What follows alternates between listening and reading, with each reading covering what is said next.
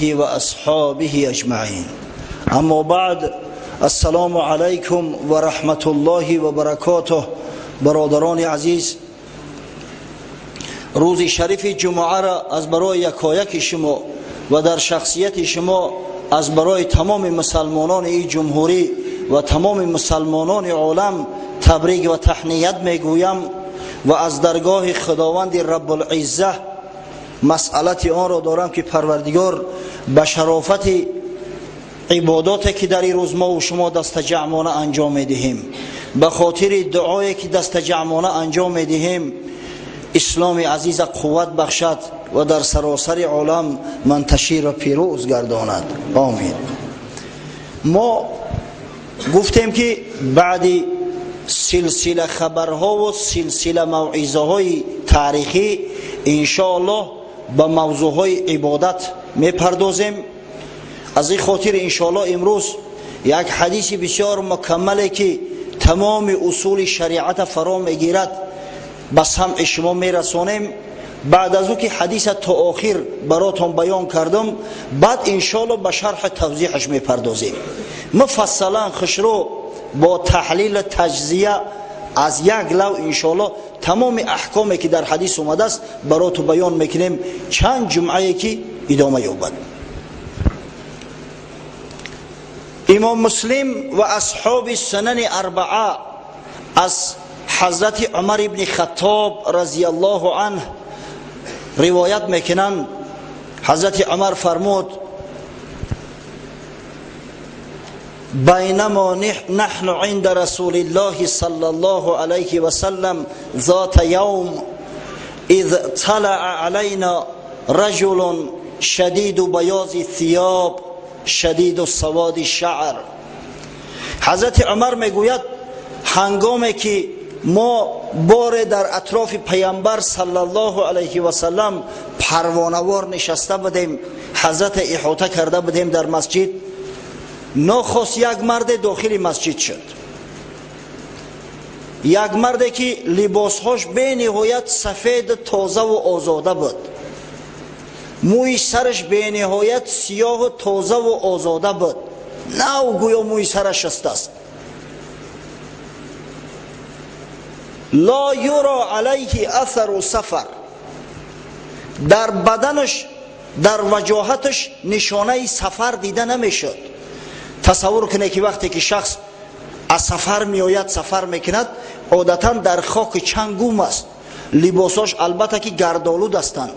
حتی در شرایط امروزه ما که الحمدلله ماشین ها زیاد هستند، در داخل ماشین میروی از چنگ خاک دور هستی، آدم اونقدر عرق میکند که بوی عرق از بدنش میبراید. اگر بالفرض از سفر آمد، لباساش از عرق تر میشوند، بدنش بوی عرق میگیرد. اما میگوید در این مرد یگان نشانه و آثار سفر دیده نمیشد. ولا یعرفه منا احد، این در حال بود که هیچ کسی ما نمیشناختش. آدم مدینه نبود، معلوم بود که این مسافر است، اما در وجود و در وجاهت و در سر لباسش یگان نشانه سفر دیده نمیشد. ما میگوید حیران بودیم. حتی جلس الى رسول الله صلی الله علیه و سلم فاسند رکبتیه الى رکبتیه و وضع کفیه علی فخذیه. بسیار با ادبانه در اومد. در بعض روایات اومده است که حتی از دهن در اول اجازت خواست: یا رسول الله اجازه هست که وارد شویم؟ برای مردم عرب که این چیزا را نمیدونستن بسیار تعجب آور بود. یک شخصی بیگانه از دهن در بیاید و در مسجدی که مردم ششتیان بگه یا رسول الله اجازه هست که ما داخل شویم. وقتی که اجازت گرفت میگه نزد پیغمبر خدا صلی الله علیه و سلم آمد و نوع نشست که زانوهاش در زانوی مبارک پیامبر صلی الله علیه و سلم میرسوند. دستش با آدابانه در بالای زانوهای خود گذاشت. فقال: یا محمد صلی الله علیه و سلم اخبرنی عن الاسلام. گفت: ای محمد، ای حبیبی خدا صلی الله علیه و سلم، مرا از اسلام خبر ده که اسلام چی است. تو برای آن آمده که اسلام عزیز در عالم منتشر سازی، تو آمده ای که مردم به سوی دین مبین اسلام که به غیر این دین نزد پروردگار هیچ دین پذیرفته نیست دعوت کنی. پس خبر کن که اسلام چی است. در بعض روایات اومده است که حتی اول اجازت میپرسه که یا رسول الله اجازه هست که من سوال دهم. حضرت وقت اجازتش داد گفت که فاخبرنی عن الاسلام، از اسلام مرا خبر کن. پیغمبر خدا صلی الله علیه و سلم در جواب فرمود الاسلام ان تشهد ان لا اله الا الله و ان محمد رسول الله و تقیم الصلاة و تؤتی الزکاه و تصوم رمضان و تحج البیت ان استطعت الیه سبیلا. ببینید در 5 کلمه اسلام براش فهمون. گفت جوان عزیز، اسلام آن است که اولا گواهی دهی که نیست معبودی بر حق مگر الله سبحانه و تعالی و محمد صلی الله علیه و سلم رسول او، برگزیده او، پیامبر اوست، و برپاداری 5 نماز را و زکات مال خیش را بپردازی و روزه ماه شریف رمضان را داری و نهایت طواف خانه خدا را انجام دهی اگر قدرت توانایی بر انجام طواف خانه خدا داشته باشی. اینا ببینید در 5 کلمه اسلام براش توضیح داد. اسلام همی است. حالی سوال میکنن که اصول دین، بچه‌های عزیز اصول دین ما همی است. اصول دین مبین اسلام آن همی است. مسلمانی مثال خانه ایدان که بنیادش بود بر 4 ارکان، همان 4 رکن کزان دین را ثبات است، نماز و روزه و حج و زکات است. مسلمانی لا اله الا الله محمد رسول الله یک خانه است که این خانه در بالای 4 ستون ایستاده است. همون 4 ستونه که خانه یعنی که کلمه لا اله الا الله محمد رسول الله در بالاش می ایستد، نماز است، روزه است، حج است، زکات است. او اصول دینه که در 4 کتاب می نویسن اصول دین برادر 8 قسم است. او یک اصول هست که بین متکلمان رایج بود، به خاطر بحث او را گذاشته بودن. در اونجا واقعا بعضی چیزایی هستن که اصولی هستن مثل توحید، اما بعضی چیزایی هست که فروعیات هستن، 2م درجه و 3م درجه هستن، مثال امامت امثال اینا. پس اصول اسلام ما، بینای مسلمانی ما همین 5 چیز است که پیامبر صلی الله علیه و سلم بر این جوان اعرابی آشکار ساخت، بیان نمود. وقتی میگه حضرت عمر که پیامبر صلی الله علیه و سلم اصول بیان کرد، این مرد گفت صدقت یا رسول الله، راست گفتی ای پیغمبر خدا. فعجبنا له یسأله و یصدقه. ما میگه حیران شدیم حضرت عمر که این مرد چی در داشته باشه. سوال میکنه و با خودش تصدیق کرده است که راست گفتی. مثل که معلم از شاگرد چیزی را سوال میکنه، وقتی که شاگرد جواب داد با میگه که درست گفتی یا خطا کردی. این مثل شخصی بود که گویا میدونسته باشه، هم سوال کرده است با هم میگه صدقت، راست گفتی. باز میگه سوال کرد فاخبرنی عن الایمان، ای حبیبی خدا ایمانم برام بیان کن که ایمانش چی است. ما مؤمن هستیم، ما دعوای ایمانداری میکنیم، ما میگیم که مؤمنا بنده های محبوب خدا هستند. خدای تعالی در قرآن عظیم شان خاصتا به مؤمنان مراجعت میکند با لطف، با مرحمت. یا ایها الذین آمنو، ای آنانی که مؤمن هستید، ایمان به خدا و به روز آخرت دارید. پس ایمان چی است؟ میگه حضرت صلی الله علیه و سلم در جوابش گفت ان تؤمن بالله و ملائکته و کتبه و رسله و الیوم الاخر و تؤمن بالقدر خیره و شره. ایمان گفت این همین 6 اصل است.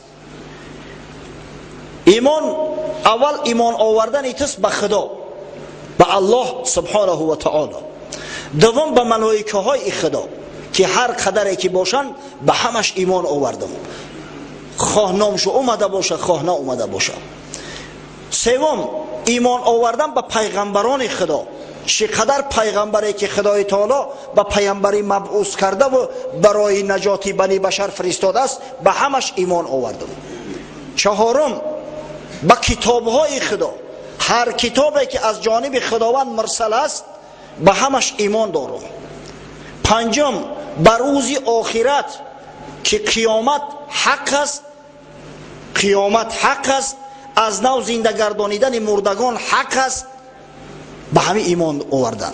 و نهایت ششم اصل به این که تقدیر نیکی و بدی همه از خداست. در دنیا هیچ کار به مشیت خداوند انجام نمیپذیرد. هر چی که هست، هر چی که می شود همه به مشیت خداست. بعضیش به رضای خدا، بعضیش به غضب خدا، اما همه به مشیت خدا و به علم خدا واقع می شود. علمی شش اصل ایمان است. اگر ما و شما را پرسیدن که ایمان چیست، سخنی را که پیامبر صلی الله علیه و سلم به این جوان اعرابی بیان کرد ما و شما هم باید بیان کنیم. چرا اینا را ایمان میگن؟ زیرا اگر شخصی به یکی از همین انواع ششگانه ایمان نداشته باشد او مؤمن نیست، مسلمان نیست. پنج قبول داشته باشد یکیش نعوذ بالله انکار کند کافر مطلق است. بین او و بین ابلیس دیگه هیچ فرقی نمیمونه. وقتی این سخن پیامبر صلی الله علیه و سلم اظهار نمود، باز میگه همون جوان اعرابی گفت صدقت یا رسول الله، ای حبیب خدا راست گفتی. فاخبرنی عن الاحسان، گفت از ایمان با خبر شدیم، از احسان خبر مکن که احسان یعنی چی. اسلام پرسید، ایمان پرسید، سوال سیمش از احسان است. احسان یعنی چی؟ حضرت رسول الله صلی الله علیه و سلم در جواب فرمود ان تعبد الله کانک تراه فان لم تکن تراه فانه یراک. گفت احسان آن است که عبادت خدا را ذیل انجام دهی که گویا خدا را میبینی، خداوند در نزدت حاضر است. زیرا اگر چند تو قدرت دیدن خدای بزرگ نداری، زیرا این چشم ها امکان دیدن خدا را ندارند، اما خدا تو را میبینه. خدا از اعمال تو با خبر است. خدا از هر فکر افکاری که در قلب تو خطور میکند، در مینه تو میگذرد، از همه واقف و آگاه است. احسان انمی است. وقتی جواب گرفت باز میگه گفت یا رسول الله فاخبرنی عن الساعه، ای حبیبی خدا از ساعت قیامت مرا آگاه کن. از قیامت که قیامت کی قایم می شود. در جواب پیامبر خدا صلی الله علیه و سلم فرمود مل مسئول عنها باعلم من السائل. سوال شونده از سوال کننده در این موضوع داناتر نیست. گفت منم چه تو میدونم. مقصد وقوع قیامت نه من میدونم و نه تو.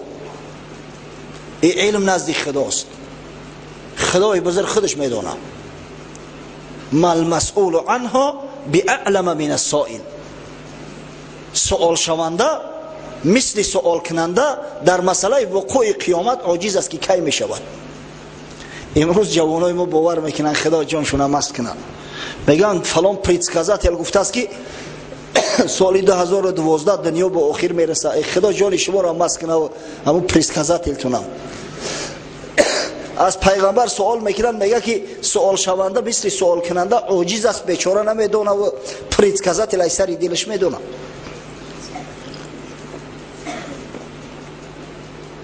همون گراسکوپو را کم گوش کنه.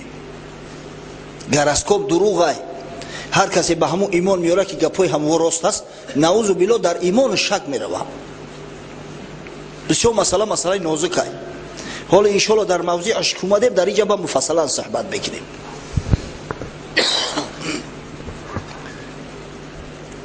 باز سوال کردید که پیامبر با سوال قیامت جواب نمیگه.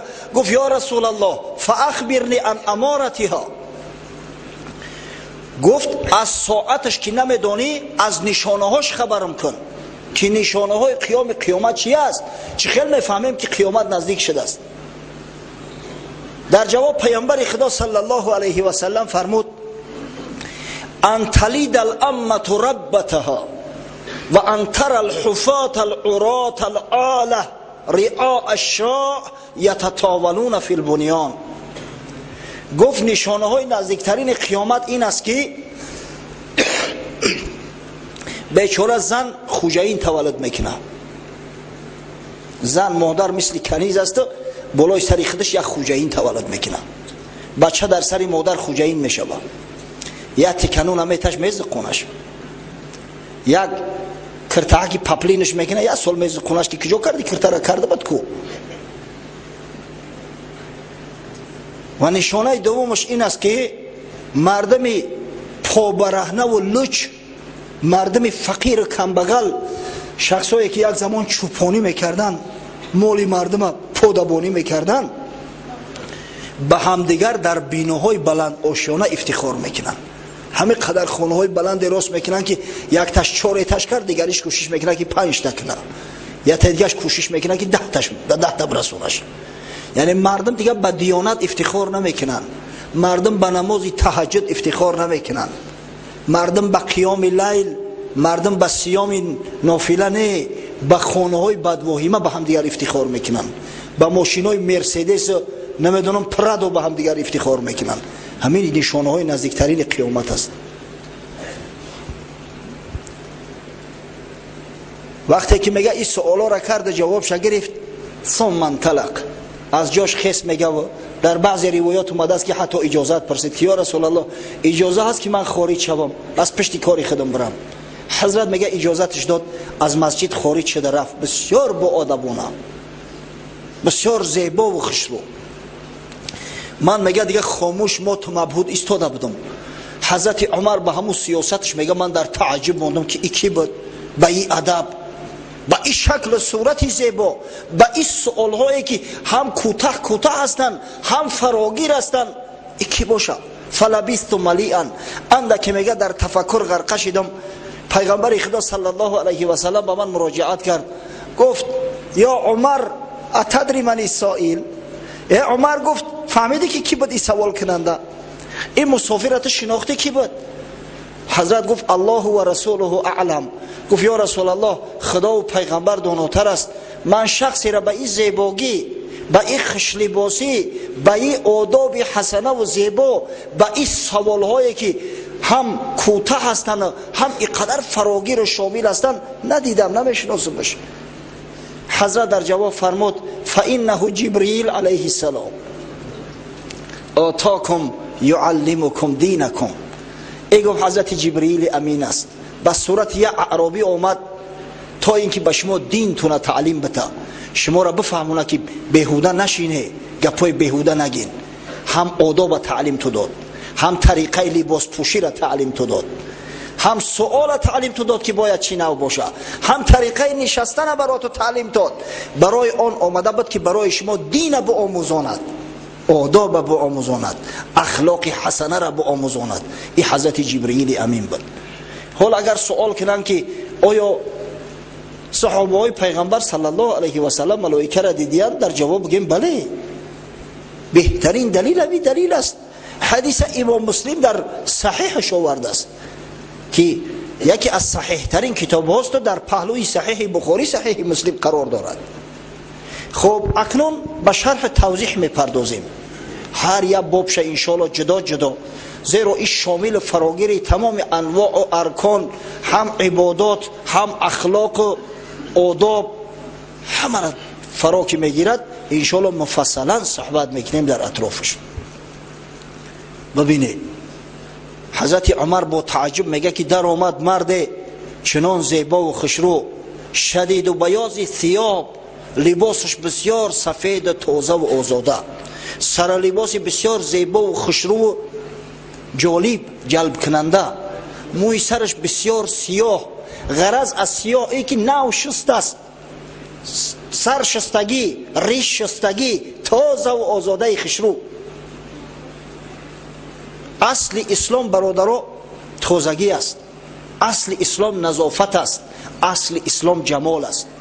حضرت جبرئیل در حالت اومده بود که در نیم جزیره عربستان مردم به سر لباس و اعتبار و اعتنا نمیدادند. در مملکتی که آب کم بود، در جا و سرزمینی که مردم به لباس غجد کاری هم میدویدن مسجد می اومدن. این حضرت اومد تا اینکه تعلیم بده که مردم، مسجد خانه خداست، شما زیارتگرای خدا هستی، شما مهمانای خدا هستی. وقتی که مهمانی میآید به خانه خدا میآید، سر لباس تازه و آزاده و خوشرو پوشید. یا حاکم دعوت میکنه بهترین لباس تو نمیپوشه. خداوند حقی بیشتر داره که در نزد خدا شخص خچ زینت بده.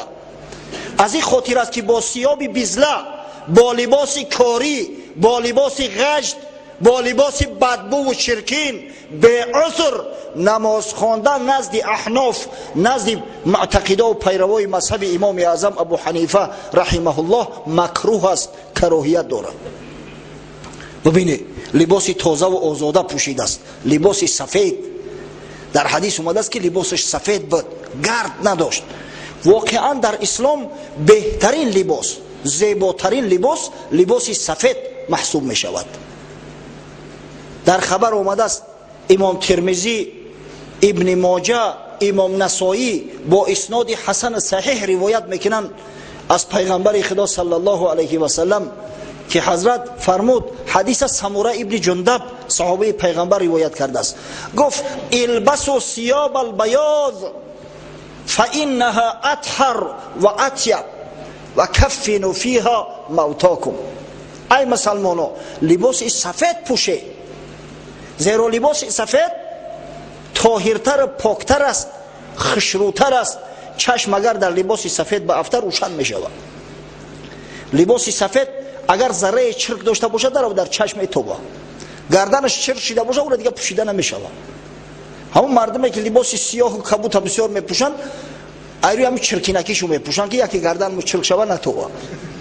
لباس سفید خاصتا در همین گرمی، جوانای عزیز، لباس سفید افتابه اترجت میکنه، عکس العمل میکنه، بدن تا افتاب نمیزنه. سفید خوب است. ببینه پیغمبر امر کرده است البسوا ثياب البياض، لباس سفید تازه و آزاده پوشه، زیرا لباس سفید اطهر است، پاک است، اطیب است.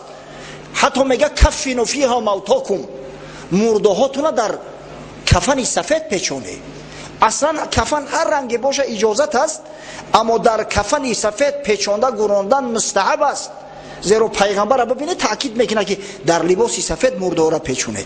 الحمدلله که همین سنت مستحب در مرده ها رعایت میشود. زنده ها کم میپوشن سفیده، اما مرده ها را همشه در کفن سفید پیچانده میبرن، در گور میمونن. پس بهترین لباس در اسلام لباس سفید به دست جوانای عزیز. وقتی که ممالک اسلامی میروید، در اکثر ممالک از بس که گرم است، خاصتا در تابستان، میبینی همه سر لباس سفید است، تازه، آزاده، خوشرو. زیرا لباس سفید در زیر آفتاب بدن از آفتاب محافظت میکنه، خوب است. قصه ملائکه وقتی که میآید در بسیاری جاها اومده است، ملائکه با لباس سفیدند. البته روایت های سبز هم هست، نه که در اکثر جاها اومده است که لباس های ملائکه سفید است، سفید پوش هستند.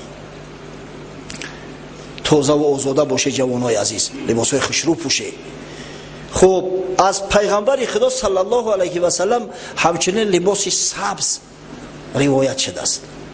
در حدیث آمده است در سنن ابو داود از ابی رمسه رضی الله عنه میگه رأیت رسول الله صلی الله علیه و سلم و علیه بردان اخضران، پیغمبر خدا صلی الله علیه و سلم دیدم دو جامه داشت، میگه جامه های سبز در بدنش، جامه سبز پوشیده است. این سبز هم یک نشانه شریعت است. بیرق اسلام ببینه، بیرق اسلام سبز است، رنگ سبز. این همی نصیحت که گوش نکنی، نمی خیلی شرمنده و خجالت زده میشه. گفتم که تلفن را بکشه. لباس سبز از پیامبر صلی الله علیه و سلم روایت شده است. پس این ریش سفیدای ما که جلکای سبز میپوشن، جامه های سبز میپوشن، خوشو به حالشو که انشالله دست به عملی مستحبه میزنن. یک چند روز شد که ای همه بازارا بسیار سوال میکنن بچه‌ها، بازار کاروان و جلجم، بازار سلطان کبیر که داملا بعضی مردم پیدا شدن که میگن لباس سیاه و لباس سرخ و لباس زرد پوشیدن درست نیست برای مردها، همه اصل داره. انشالله همین را شرح میتیم بچه‌ها. لباس سیاه از پیامبر صلی الله علیه و سلم پوشیدن لباس سیاه به حدیث های صحیح ثابت است.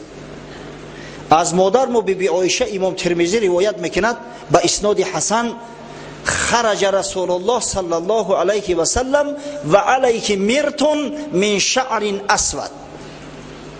پیغمبر خدا صلی الله علیه و سلم میگه از حجره خارج شد، در بدنش یک جامه داشت. همین کلمه جامه برای ما بسیار معقوله، یا شوبه هم بگیم میشوه، پالتور هم بگیم میشوه. یک لباس زمستانه داشت، از رشته از پشم سیاه میگه تیار شده بود. مرتیش از پشم سیاه، برنگ سیاه پیامبر صلی الله علیه و سلم پوشیده استش. در سال فتح مکه، واقعه فتح مکه ده از رسول الله صلی الله علیه و سلم امام مسلم روایت میکنه که وقت داخل مکه مکرمه شد در سرش سله سیاه داشت حضرت، سله سیاه. پس از این معلوم میگرده که لباس سیاه مستحب است پوشیدنش، خوب است. خیلی در هوای گرم اگر بیشتر سفید پوشیم، در هوای خنک باکی نداره لباس سیاه پوشیدن. بپوشه، پیامبر ما پیشوای ما لباس سیاه پوشیده است. خب مسئله اندک جنجالی مسئله زرد سرخ است، زیرا در مسئله سرخ زرد هم روایات اومده است که پیامبر صلی الله علیه و سلم پوشیده است و هم روایات نهی اومده است. واقعا آمده است حدیثایی که نهی میرود در او. حتی یک حدیث رو خوردم، امام طبرانی و امام حاکم و عبدالرزاق روایت میکنن این حدیث، بعضی ها مرسلا بعضی ها مرفوعا از رسول الله صلی الله علیه و سلم که حضرت فرمود: ایاکم والحمره فانها احب زینت شیطان ان شیطان یحب الحمره. حضرت گفته است که از لباس سرخ پرهیز کنید، زیرا که سرخ زینت شیطان است. شیطان رنگ سرخ دوست می داشته است، به قواری خونه سوخته به کبد میبینه، شیطان دوست می داشته است. لباس سرخ میگه زینت شیطان است. یک روایت دیگر اومده است از حضرت عبدالله ابن عمر، میگه با پیغمبر صلی الله علیه و سلم ملاقات کردم در حالی که یک لباس داشتم با معصفر رنگ شدگی، معصفر رنگ سرخ میکنه لباسا. حضرت وقتی دید بسیار غضبش کرد، گفت این چی است که تو پوشیده ای؟ حتی در یک روایت اومده است که حضرت گفت چرا شما لباس کفار را میپوشی؟ حضرت عبدالله ابن عمر میگه که سراسیمه اومدم که تنور تفسانده استین به خاطر نان کردن کشیدم برآوردم، میگه لباس در روی الو پرتافتم، سوزاندم شو. وقتی میگه حضرت ملاقات شدم با لباس سفید، گفت چیکار کردی؟ گفتم یا رسول الله در تنور انداختم سوزاندم شون. گفت در زنت ندادی اخی؟ در زنکو ندادی بپوشه؟ برای زنکو باکی نداشت. یعنی که نهی رنگی سرخ در حدیث ها آمده است. اما در برابر این بعضی حدیث هایی است که دلالت به آن میکنند که پیامبر صلی الله علیه و سلم لباس سرخ پوشیده است. از جمله در صحیح مسلم از برا ابن عازب رضی الله عنه روایت شده است که میفرماید: کان رسول الله صلی الله علیه و سلم مربوعا له شعر یبلغ شحمت اذنه و فی روایت شعره یبلغ منکبیه. پیغمبر خدا صلی الله علیه و سلم میگه چهار پهلو بود، چهار پهلو، پهلوان شکل بود، کتفای پهم داشت، موی سرش در نرمه گوشهاش میرسید. در یک روایت حتی اومده است که موی سرش در کتفاش میرسید. این روایت هم اومده است. موی زیبای خشرو داشت. رأیته فی حلت حمراء لم ار شیئا قط احسن منه.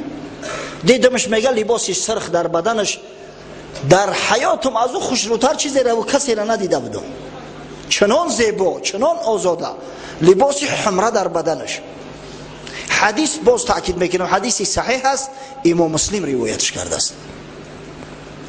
همچنین امام ابو داود روایت میکند از ابی جحیفه صحابی پیغمبر صلی الله علیه و سلم، میگه پیامبر خدا صلی الله علیه و سلم دیدم در مینا از بالای شتر خطبه میخواند، در بدنش لباسی سرخ بود، یک برده بود، یک پلشی سرخ. پس ببینه حدیث ها متعارض شدن ظاهرا. بعضیش میگه که پیامبر صلی الله علیه و سلم نهی میکرد بکشینش، شمالتیک را بکشی، از بیرون است. بعضی دیگر انده گرم هم شود طاقت کنی بچه ها، همینو خلل میرسونن. ولی شکایت میشوه که دیسک میگیریم گوش میکنیم صداشو قدر خوب نمیبرویه. اگر اصل بگیریم یکی از سببای خلل رسونیش همین هم هست. الحمدلله که امروز وضع اپارات ها خوب شدگیان، با کمک برادرم توکل جان خدا همش دراز کند صدا خوش میبرویه، اما همین خلل میرسونه. به همون خاطر اندک صبر کنه ان شاء الله. مردم در زیر آفتاب تفسون کار میکنند در صحرا، ما و شما در زیر سایه شیشتگیم، خیلی اندک گرم شدیم عرق کردیم ان شاء الله خیره. خدای تعالی در عوض هر دانه عرقی که از بدن ما خارج میشود امر بکنه یا حسنه در نامه اعمال مثبت میشود.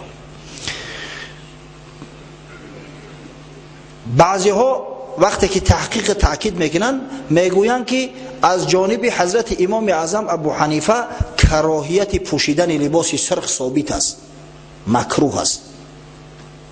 در این مسئله چندین کتابو را نگاه کردم، از هم مفصلتر و بهتر شیخ ظفر احمدی عثمانی تهانوی در کتاب اعلاء السنن آورده است، روایات تمام کتابو را میاره. از جمله تاکید میکند که یک شیخ حنفی مذهب، یک عالم بسیار بزرگ است با نام شرنبلالی، در مسئله لباس سرخ تمام روایات جمع آوری کرده است. میگه 8 حکم است و حکم آخری که قرار گرفته است میگه پوشیدن لباس سرخ مستحب است، باکی نداره. زیرا حدیث های اجازت دلالت از او حدیث های نهی منع قوی تر هستند، خوبتر هستند. و از امام اعظم ابو حنیفه نیز روایت شده است که گفته است لا بأس به، باکی نداره پوشیدن لباس سرخ. یعنی که او چیزی که حضرت امام اعظم نهیش کرده است لباس سرخی که با رنگ معصفر رنگ شده است. معصفر نام یک گیاه است، هر لباسی که به همون رنگ معصفر رنگ شده است و سرخ شده است، غرض از منع نهی مکروه تحریمی بدن همون رنگ معصفر است. البته بعضیا گفتیان که در ابتدا اجازت بود، بعدا پیغمبر نهی کرده است. حدیثایی که دلالت بر اجازتش میکنن حدیثای پیشینه هستند و حدیثایی که منعش میکنن حدیثای بعدینن، در صورتی که این سخن اصل نداره. علامه ظفر احمد همین را ثابت میکنه که این سخن اصل ندارد، زیرا حدیث ابی جحیفه حدیثای آخر است، آخرای حیات پیغمبر است. میگه رأیت رسول الله صلی الله علیه و سلم فی حجة الوداع بمینا یخطب علی بعیر و علیه برده حمره. پیغمبر خدا صلی الله علیه و سلم دیدم در مینا در حجة الوداع، این سال آخران حیات پیغمبر است. 2 ماه بعد حجة الوداع حضرت رسول الله صلی الله علیه و سلم از دنیا گذشت. در مینا دیدمش، میگه در بالای شتر بالا به مردم خطبه میخواند، در صورتی که در بدنش یک پلش سرخ بود، برده پلش میشوه، بالا پوش جیلک بگیم میشوه، یا جیلکی سرخ داشت. پس این سخنی که میگن حدیث های اجازت لباس سرخ در ابتدا بوده است بعد منسوخ شده است اصل نداره. بعضی های دیگر از جمله ابن قیم جوزیه ادعا میکند که لباس سرخی که پیامبر صلی الله علیه و سلم میپوشید او سرخ بحت نبود، سرخ یک رنگ نبود، بلکه یک خط سرخ یک خط سیاه داشت، خط سیاه داشت، زیرا او برد یمانی به دست. لباس های برد یمانی همه مخطط هستند، خط هستند، خط سرخ و خط سیاه. از همین خاطر اون نهی در لباس سرخ بخت است، سرخی که یک رنگ است، همش سرخ است. اما اگر سرخ باشه و بعضی رنگ ها و رشته های دیگر داشته باشه باکی نداره. در صورتی که امام شوکانی همین هم میگه اصل نداره این سخن، زیرا که صحابه های پیغمبر فصیح ترین این امت هستند. حضرت برای ابن عازب برد یمانی و مخطط از لباس سرخ فرق نمیکرد. ابو جحیفه برد یمانی را از لباس سرخ از جلک سرخ فرق نمیکرد. از این خاطر میگه این اصل نداره. گپ در سر این است که او چیزی که پیغمبر نهی میکند لباس معصفر است، با رنگ معصفر زینت داده شده و سرخ کرده شده. اما این کرسکایی که امروز میزنند یا معصفر نیستند، همه یا خیمی چیز که کرسکاند، ممکن ای نفت ای دیگر چیزا استحصال شود. از این خاطر پوشیدن لباس سرخ بچه لا بأس بهی است، باکی نداره، اجازت است. لباس سرخ، لباس زرد پوشیدن باکی نداره. فقط یک چیز من برای تو تاکید میکنم که در اصول هر جایی که لا بأس بهی میآید یعنی باکی نداره، در زیرش یک کراهیت تنزیهی نهفته های، یعنی که از پوشیدنش نپوشیدنش اولاتر های. پوشیدی هم باکی نداره، نه که اگر نپوشی بهتر است. یعنی که از اون لباس سرخ دیده لباس سفید بهتر های، لباس سبز بهتره، لباس آسمانی بهتره از لباس سرخ دیده. نه که اگر با جوانایی که لباس سرخ پوشیدن اینجا بعضی‌ها را میبینم انشالله باکی نداره، اینا را طعنه نزنی. من از یک چی حیران میشم، همون جوانایی که دعوا و جنجال میکنن لباس سرخ زرد نپوشه، همین لباسای سفید سیاهی را که همین قدر تنگ کوتاه هستن که نیمی بدن مرد میتوه نمیدیده باشن، همین شیمای جنسی کبوتی را که لااقل همون خمگشتکا را پر نمیکنن، حتی همون شروع مقعد ظاهر از دیار است نمیدیده باشن. واقعی خدا چشماتون را کور کنه که از این ای بچه ها را نهی کنه. افسوس و صد افسوس امروز مردم به حد احمق شدیان، به حد جاهل شدیان، لباس های دربر میکنن که آخه این با مسلمان زیبنده نیست. این مردم کجا میره؟ بعد میگه که آخه برای چی تری مایکای تنگ میپوشی؟ میگه همه مایکو هم خیلی از خیلی کنم، آخه جوان مرد خیلی که از کرتا پوش، شرطی که تا مایکای نوپگادی را پوشی ایزو نمیکشه. از برای خدا مایکا میپوشه در پیشش اسسر روشتگی. تا هم عاشق اسسری، اسسر را میدیدی به حال زورا دیگه این روز ارزوش نمیکردی. شما شکرانه خدا و نعمت خدا را کنه که به ایتری زمان سیر پر رسونده است و آرام و آسوده. در دوره اسسر دیخل در مسجد اومده و امر معروف کرده میشید. در دوره اسسر آرام و آسوده خوب میکردی، میکشیدن میبردن در انمی گرمی روز مرده تا بگه تانی میشه و چابق میکردی، میموندن در خدی کوچه بگردی. از برای خدا دولچه گبانا یا بچه مو هم داریم یا بچه دارم، یه روز یک مایکای سیاه در تنش اومده است دولچه گبانا. یه ترمرگ دولچه گبانا میدونی چی معنا داره؟ میگه موده های ای کی گرفتیش؟ ایا رفیق من اون چیزا نمیخرم تو. گمشه تیز بر بتش گفتم رود در خاک. رفیق تا بگو که دولچه گبانا دم بخانه سن دو گلوبوی مدلیر دولچه گبانا را نکاح کرده گرفت است. هر دو مرد در نکاح در یا نکاح زندگی میکنن. شما تقلیدی به همون دو گلوبوی میکنه.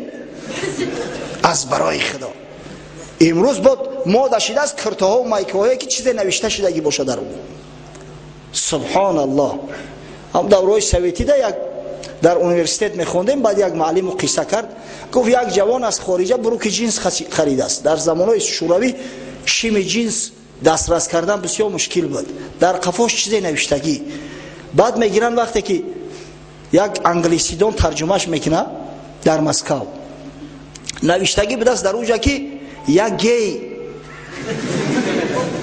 نیکمونی اتکجو در پشت بروک جنس. سبحان الله. مردک به هزار آبرو و عزت همون را پوشیده است که با لباس جیب. شما اقلا میفهمه که در همون لباسات تو چی نوشتگی هست. از برای خدا رکلام امریکا کله، رکلام SSR کله، رکلام دولت های نمیدونم کفر دولت های با اسلام بیگانه را کله، بعدی با دعوا میکنه که ما مسلمان هستیم. این چی حاله ای مردم؟ امروز اکثر کلی مدلیرو همون قسمت مخنثا هستن، همون گلوبویا هستن، با همون خودشون موافق کرده استیان مردم ها. نمیبینی همین خشتکای ایزار تا چند مایده شده استیان و مایده شده استیان، اهمیت نمیته. سال گذشته در امریکا بودیم، در شهر نیویورک مترو را که گفتیم مترو را نشان ممتن که هم متروی نیویورک خیلی باشه. در اومدیم مترو، بعد در هم متروش هم پویزد سوار شدیم. جوانا خاصتا همین زنگی بچه ها با فروش گازیت ژورنال مشغول بودن، میگردن واگن با واگن گازیت ژورنال بفروشن. یک تاش اومده است در مقابل ما ایستاده است با پشتش طرفی ما. از برای خدا این منبر پیغمبر است، دروغ نمیگم، چند شاهد دارم. شیم پوشیده است، شیمش تسمه داره، اما هم تسمه شیم از مقعد پایانه باور میکنه اینه جای بندی پودای شیم اینا میجدای کفو همه تو ترسی که هم ترسی پوشیده است از پایان همه تو. او چی لازم است اوتری شیمه که نپوشیش دمیو نست والله اینا بندی پودای. حاجی میرزا در پهلو ایستاده است. گفتم دامرو دیدی؟ گفت این چی در داشته باشه؟ برای چی ایزارش بالا نمیکنم؟ آقا گفتم خشتکش همون خواهی جا بالاش کنم. ولی یا چی خوف داره؟ خوف اون است که ان همین مادر اخیر در مردم مسلمانی ما تلقین کنن و تاجیکستان بروا. راستی که الحمدلله ولی در تاجیکستان ندیدم، نه که قسم به خدا همین سال در سنت پترزبورگ دیدم. عیناً انم مادر دیدم. ولی یه روز به شما را میآید. ای مردم، ما مردم مسلمانیم، منتالیتی ما دیگه. شما هیچ عقل فراست داره؟ آخه اون مردم انم مخنثی را از روی ادب گمان میکنن، مدنیت میدونن، کلتورا. چه شما با هم تقلید میکنی؟ از برای خدا اگر مادام که شیم کستونی خوب نمیوه خشتکش شد، امروز الحمدلله چهورای هستن در همین تاجیکستان که هر نموده که سپارش کنی میدوزند، از دولچه گابانا خوبتر میدوزند. با همون پولی که تو همون لباس حرام میخری تو میتونی برای سپارش کنی در صدبرگ یا در جای دیگر لباست بدوزند. ما نمیگیم که شما تازه و آزاده نباشه. مسلمان باید بهترین لباس پوشه، مسلمان تازه و آزاده باشه، مسلمان خوشرو باشه. آخه این خوشروگی زینت اسلامه. خداوند جمیل جمال دوست می‌داره، نظافت پاکی را دوست می‌داره. اما از برای خدا این چه حال است؟ این همین ماده‌هایی که 4-5 سال اخیر میآید، این یگان تاش مردی انسان آشکار نمیکنه. یا الله، پیغمبر ابی میگه که مربوع بود، 4 پهلو بود. ما با جای آن که مشق کنیم و با پیغمبر خدمت تقلید کنیم، لباسای آزاده و سفید کشاد پوشیم، تقلیدی با دالچی گابانا میکنیم، با یا مایکای تنگ میپوشن. بعضی خدمورده هست اوخه همون بدنی قاق تبکی نشون میتی. چی داری تو؟ از برای خدا مسکولاش از پای مرغ در باریکتر همون با در تنش چسبیدگی تو دانه خدا شرم نمیداری شما. نماز میوین، نماز میاد در صف میستر رکوع میکنه مایکه بالا میره، واقعا مایکهش نمیقای، شیمش از همین خمگش پایونتر. حتی همون سرشوی مقعده کو جایی که سر میشوه خط، همون خط میتوه از برای خدا. آخه نمازی تا از کجا قبول میشوه؟ مرد از نف تا زانوش عورتای، سطرش فرضای. و وقتی که شیم شما در این جای یک وجب از نف تو پایونای، وقتی که خم میشه این مایکه تو بالا میشوه، از نف پایون تو همه میتوه که تو مقعدونه. از کجا اون نماز شما قبول